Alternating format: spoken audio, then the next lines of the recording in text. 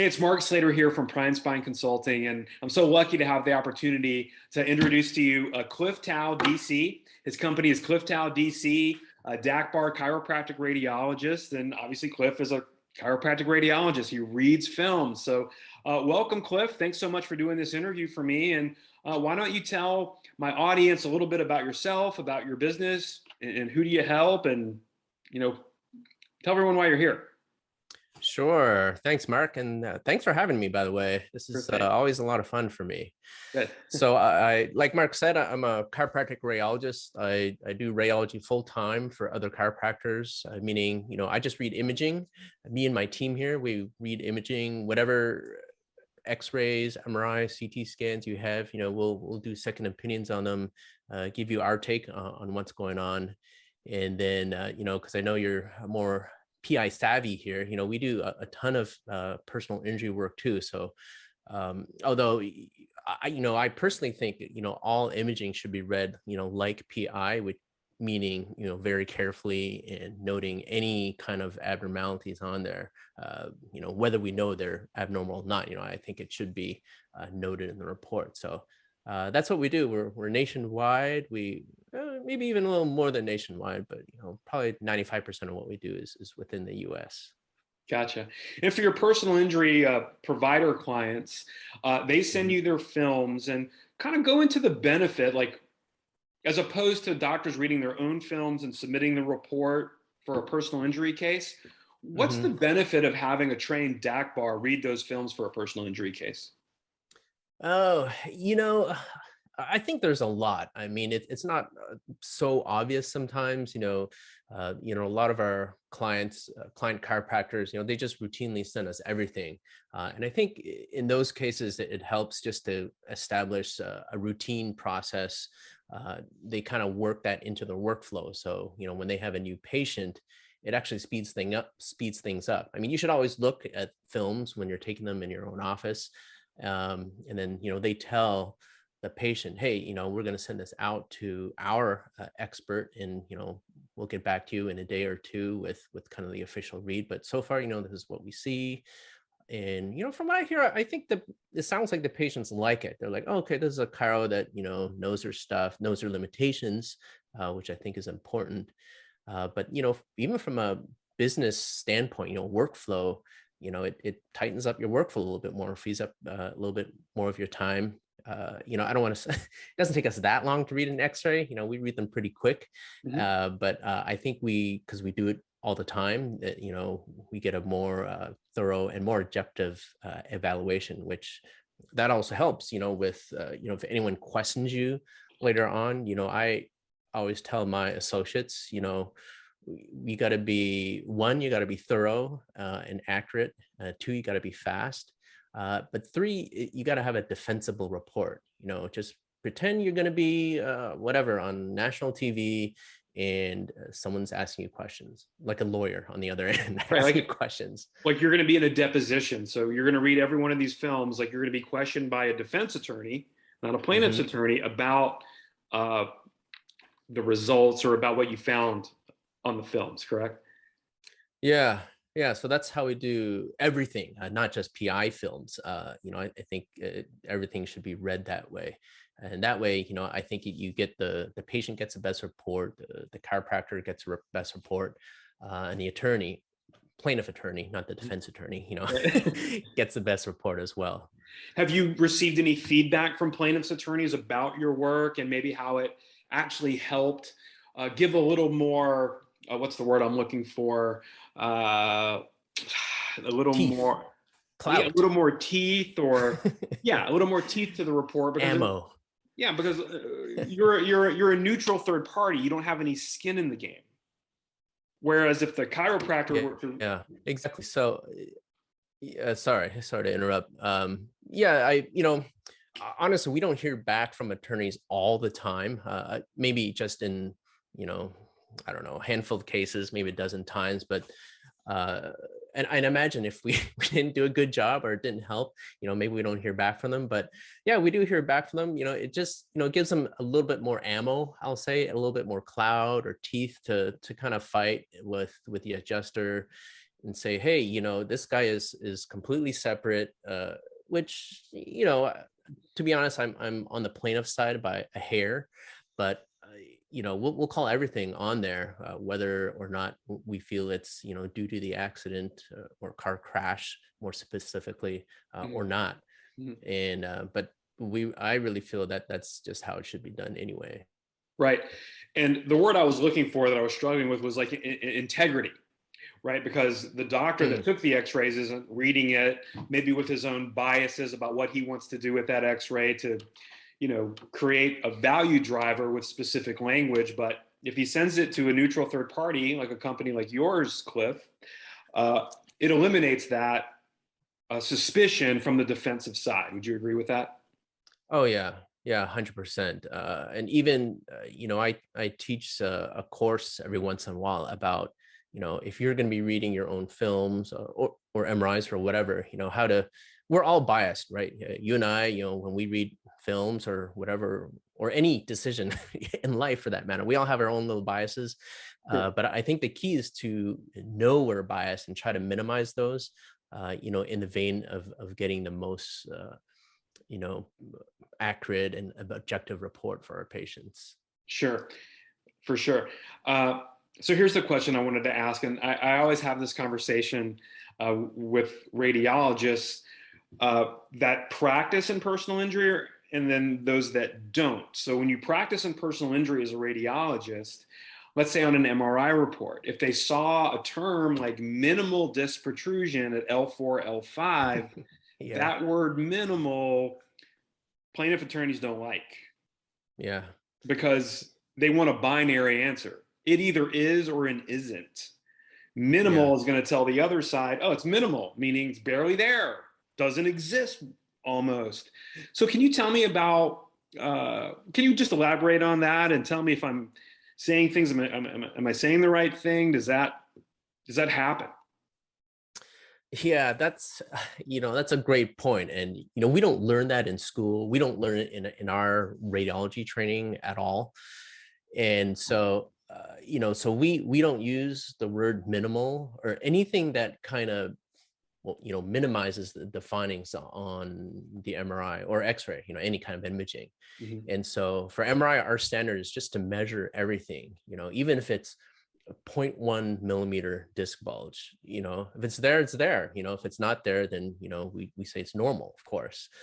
And I think it's clinically sound to do it that way, because you don't know, we don't know as radiologists, because a lot of times we don't get very complete exam information, like where their pain is and stuff like that. So that's why we just, if you see a 0.6 millimeter disc bulge, that could be the symptomatic one. We don't know, right? There's plenty of data to show that even minimal, or I shouldn't have said minimal, but 0.6 millimeter disc bulges, can cause pain, right? It's not because of the contour irregularity, it's because of the inflammatory stuff Sure. that occurs. So yeah, that could be very clinically relevant. So yeah, we shy away from using any kind of terminology that kind of, what's a better word, minimizes or poo-poos is a good word, I think. Poo-poos those kind of findings. Did they teach you, Um, is that a medical term you used at DACBR school? yes, yeah, we all do it. Yeah. So But it's terrible. Sorry to interrupt, but radiologists are notorious for poo-pooing a lot of things, and we have a kind of a bad rap and a bad history with that. And some of us, not me, but a lot of radiologists even kind of take pride in poo-pooing things. It's terrible. So anyway, I think most DACBRs are on the same page. We're there for the patients. But a lot of the radiologists, like you say, that aren't in the PI world, or just not familiar with personal injury and the effect of a report, on the case, they have no idea what the effect of the report on the case would be. So they really don't care. right, sure. So we're talking about MRI films, and you read MRIs as well. Uh, Mhm. do you also do, so let's say you get an MRI report from a radiologist who wasn't trained in PI, and they're not using the language that the doctor wants. Do you do second opinion MRI exams? Is that part of your business as well? Oh yeah. Yeah, we do them almost every day. We have a spine or other MRI where it's that someone, the chiropractor didn't like the report or they don't have a report. I'm I'm sure you've seen them before. These one-page reports with where the impression is like maybe 2 lines long, multi-level degenerative disc disease or something like that, Yeah. and they're like, how is that possible? Fracture, be a little bit more specific on what these degenerative findings are. So yeah, we get that all the time. So be happy to do them. That's what we do, and we love coming up with with new things, new and different things compared to the primary report. Got it.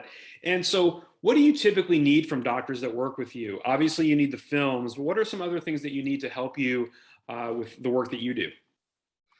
Oh, we don't need much other than the images. And the images can come, as you know, in different formats. They can be JPEG, uh, whatever, PNG files. Our preferred format is, of course, in the DICOM format.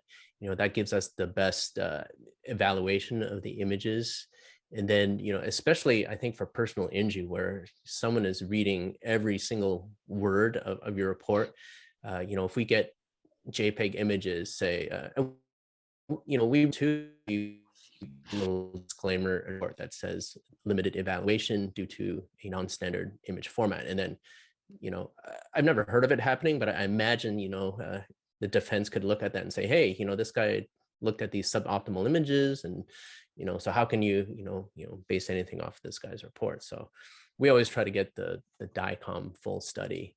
Um, and then what else? I mean, we don't really need much. I mean, we need to know how we're going to get paid. So we, so we can either bill the doctor directly for it, or we work with attorneys too. If you want us to put it on a lien or build a med pay, we can do that as well.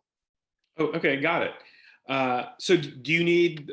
So, let's say for it's a PI case, and you're reading an MRI or you're reading films from a patient that was in an MVA. Uh-huh. Do you need to know that they were in an MVA? Do you need to know Do you need the like initial report of the patient? You know, it's not absolutely required. Most, to be honest, most of our X-rays that we read, we get absolutely no information. Just name, date of birth, and date of the X-ray. That's all we get. And it almost works better that way for us. So we don't, because it takes extra time for us to read, I see. Yeah. the information. But so I'll say, if there's something you really want us to know, send it to us, but try to keep it brief, like 1 or 2 lines long. Got it. Otherwise, it's going to scare us and we're just not going to read it. So Got it. but for personal injury, if there's, especially if you see something that it wasn't noted on the MRI report from the hospital, say, hey, what is this thing at L3? Is that an extrusion or what? Because they called it normal. Then I'll pay particular attention to it. Oh, and I'll be like, oh yeah, that is an extrusion that they missed or something. Yeah. And do you also help doctors practice what they call CYA medicine? In other words, they may see something that they haven't really recognized on an X-ray before and say, hey, I better get another set of eyes on this to protect myself. Do you get work like that as well? Like an aortic aneurysm, for example, in the lumbar spine.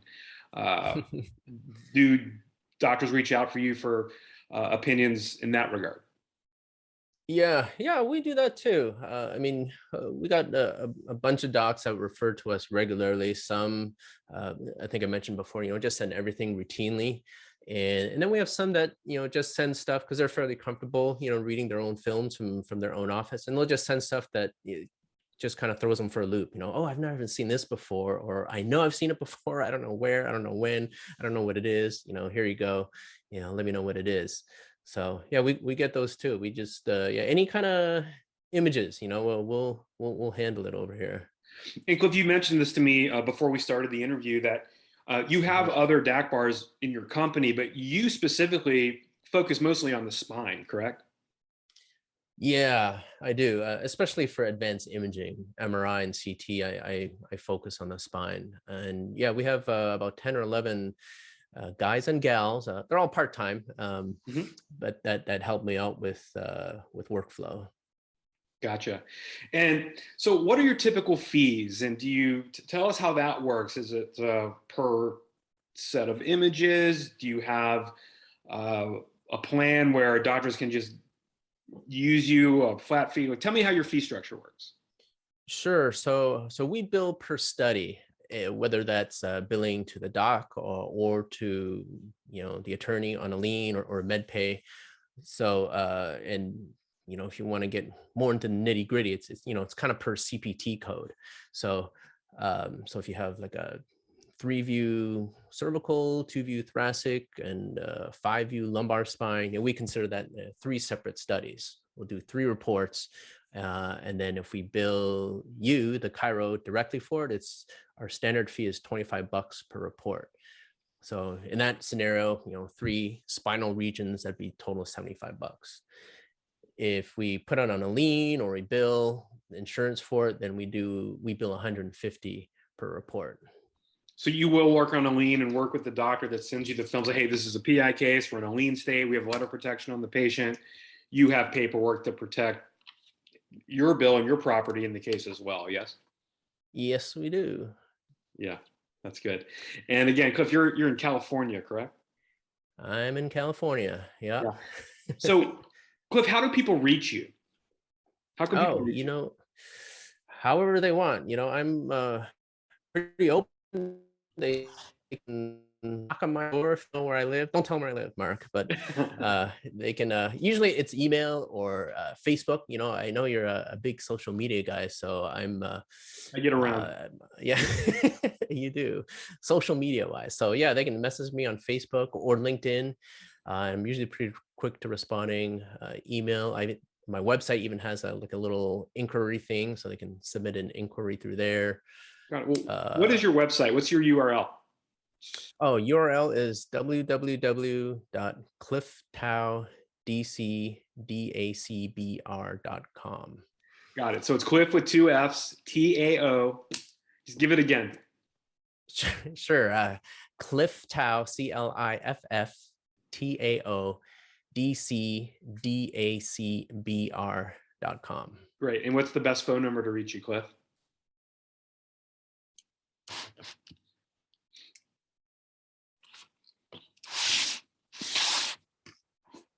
Gotta love the internet and frozen. Oh. There you go.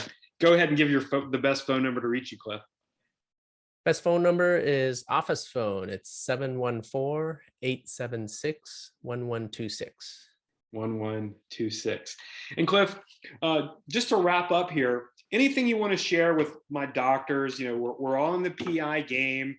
Anything on the top of your mind about personal injury films that you want to share, little tidbits, little value nuggets that you can share about personal injury films, and anything you want to add? Yeah. I think if you want to get good at looking at images, one, you got to look at a lot of things, not just the ones in your practice. Go online, and there's so many free resources out there now, Mark. Like, just, Google it on or search on YouTube. There's tons of stuff on there. How to read a spine MRI is on there, and it's pretty good. It's not great, but it's it's better than nothing. So look at a lot of different things. So you can kind of get used to, what normal looks like, or normal things look like. And then number 2, I use this program that that easily opens outside imaging. For those of you that get MRIs from outside facilities and they come in on a CD. I used to hate getting these CDs because you never knew what kind of program was on there. And there's hundreds of programs on there. So there's this free program. It's called Radiant Viewer, or Radiant. Maybe you heard of it, but it's free and it works super fast and super awesome. Like half the DACBRs I know use it. We use it. Well, we use 3 different viewers, but we use this particular one whenever we get CDs from outside facilities, and it will speed up your time. I mean, it saved us hours by now. Right. So, but the report is the thing. I mean, that's the thing that's going to get doctors paid, is the report. Yeah. So, if you don't want to do your own report, or if you have, you don't have a good feeling about the report you got, you have a history of getting poor reports from this hospital or something, reach out to me, or reach out to any DACBR. We all do good work. I kind of pride ourselves here in my little practice on just being thorough and accurate and quick. So if I can help your guys, I'd love to do it. Awesome, Cliff. Well, I want to thank you so much for spending some time with me today on this interview, sharing a little bit about what you do, how it works, and why it's so important, especially in the personal injury space, Cliff. So thank you so much for doing this. And I've known you just online, sharing messages for I don't know, maybe almost a year. So Yeah. we've built some rapport. So again, I thank you for doing this for not only for me, but for all of my clients that you're going to be helping with this interview. Yeah, no problem. Thanks for having me, Mark. Always great to chat. Yeah, thanks a lot. All right. Well, again, Mark Slater, Prime Spine Consulting. I want to thank Cliff Tao, DACBR, for doing this interview with me. Again, you can reach him at clifftowdc, DACBR.com. And if you want to reach out to Cliff, give him a call, ask him questions, or maybe send him some films, call him at 714-876-1126. So again, Cliff, thanks so much for doing this. It's Mark Slater with Prime Spine Consulting. See you soon.